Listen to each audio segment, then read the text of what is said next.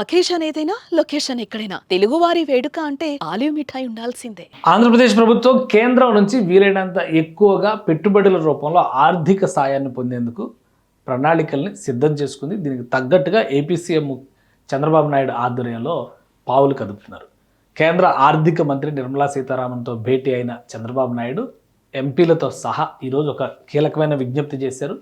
ఆంధ్రప్రదేశ్కి సంబంధించి special assistance to states for capital investments పేరుతో కేంద్ర ప్రభుత్వం తీసుకొచ్చినటువంటి శాస్కీ స్కీమ్ని ఉపయోగించి అదనంగా 5,000 కోట్ల రూపాయలు సాయం చేయాలనేటువంటి విజ్ఞప్తిని కేంద్ర ఆర్థిక మంత్రికి చేశారు. దీనివల్ల కలిగేటువంటి ప్రయోజనం ఏంటి ఒకసారి విశ్లేషిద్దాం. కేంద్ర ఆర్థిక మంత్రిని భేటీ అయినటువంటి సందర్భంలో రాష్ట్రానికి సంబంధించినటువంటి కేంద్ర మంత్రి రామ్మోహన్ నాయుడు, పెమ్మసాని చంద్రశేఖర్, అలానే ఎంపీలు కూడా ఉన్నారు.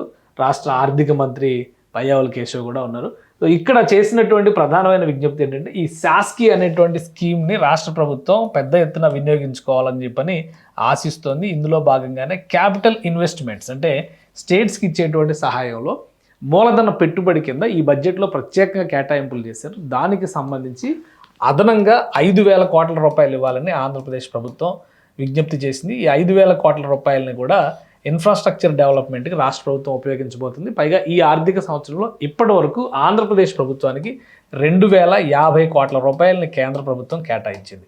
సో ఇది కాకుండా మరొక 5,000 కోట్ల రూపాయల అదనపు సాయం కావాలని చెప్పని ముఖ్యమంత్రి చంద్రబాబు నాయుడు నిర్మలా సీతారామన్ గారిని విజ్ఞప్తి చేశారు.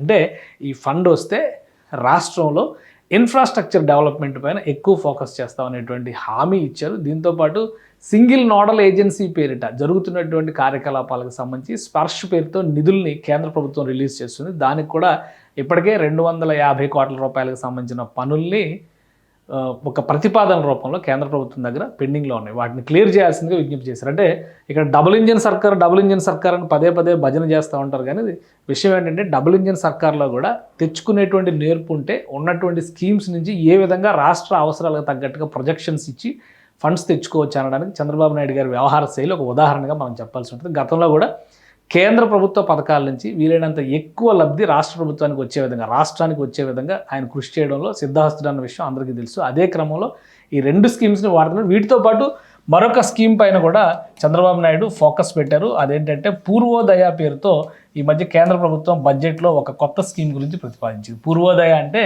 తూర్పు ప్రాంతంలో ఉన్నటువంటి రాష్ట్రాల్లో ఇన్ఫ్రాస్ట్రక్చర్ డెవలప్మెంట్, వివిధ రకాల అంశాల మీద, ఆ పారామీటర్స్ మీద డెవలప్మెంట్ జరిగేందుకు కేంద్ర ప్రభుత్వం ప్రత్యేక ఆర్థిక సాయాన్ని అందిస్తామనేటువంటి ఒక హామీ ఇచ్చింది.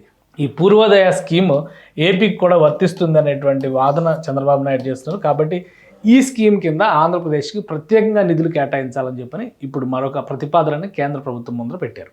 సో అంటే ఇవన్నీ వస్తే కనుక తూర్పు తీరంలో ఆంధ్రప్రదేశ్ డెవలప్మెంట్కి సంబంధించి ప్రధానంగా ఇన్ఫ్రాస్ట్రక్చర్ డెవలప్మెంట్ పైన ప్రభుత్వం ఫోకస్ పెడుతుంది.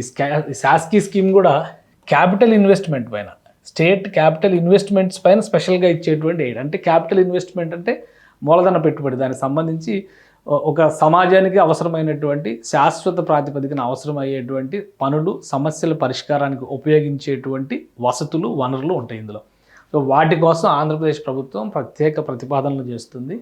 ఈ స్కీమ్స్ని గతంలో కూడా మనం చూసాం. కొన్ని స్కీమ్స్కి సంబంధించి ఎక్కువ ప్రయోజనాలు ఆంధ్రప్రదేశ్కి రావడానికి ఏం చేయాలనేటువంటి దానిపైన AP CM Chandrababu Naidu focus పెట్టారు. ఇప్పుడు ఢిల్లీ టూర్లో ప్రత్యేకంగా ఇటు శాస్కీ, అటు పూర్వోదయ ఈ 2 పథకాలపైన కూడా ఆంధ్రప్రదేశ్ ప్రభుత్వం ఫోకస్ పెట్టింది. వీలైనంత ఎక్కువ నిధులు తీసుకురావడం ద్వారా ఆంధ్రప్రదేశ్లో tier 2 cities development, infrastructure development, విదేశాల నుంచి పెట్టుబడులు ఆహ్వానించేటువంటి క్రమంలో రాష్ట్రంలో కల్పించాల్సినటువంటి వసతులపైన ఫోకస్, వీటిపైన ఎక్కువగా దృష్టి పెడతామని చెప్పని రాష్ట్ర ప్రభుత్వం భరోసా ఇస్తుంది. సుమన్ టీవీలో మీ పర్సనల్ అండ్ బిజినెస్ ప్రమోషన్స్ కోసం కింది నెంబర్కి కాంటాక్ట్ చేయండి.